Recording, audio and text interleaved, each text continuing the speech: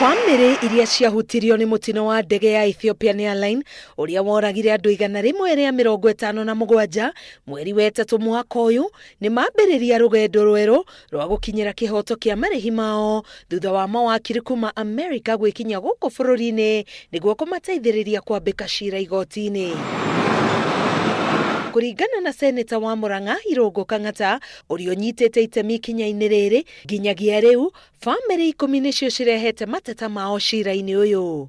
Twina andu aria sofa twina family ta 10 iria twanjiriire guthitanga kambuni icio no riu ri ni wega oso to consider kambuni andu angi mundu wothe ungikorwo na gathina kau hihi ni ari ndege-ini ya Ethiopian Airline na ndoi kuri angithi twikuo tumuteithie na mawakiri aya kuma America na mokite gututeithiriria.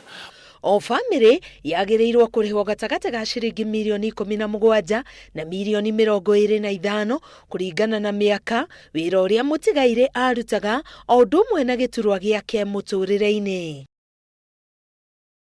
This is a lawsuit that has been and will be brought more in America. This is a bad act that Boeing, an American company, did in America, and we have a justice system that compensates victims for loss of life in US dollars. And we want the Kenyan citizens and the Ethiopian citizens to take advantage of that because it's a unique opportunity. We also need to punish Boeing because they put profit over people's lives. The US Department of Justice is currently investigating Boeing. That's almost unusual steps, and the families deserve and entitled to justice, and we're here to help them.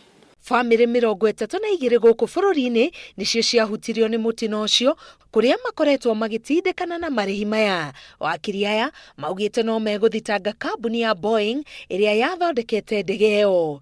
Ngiribotera Inooro TV, Getwo Karo Kinyugo Mwaura.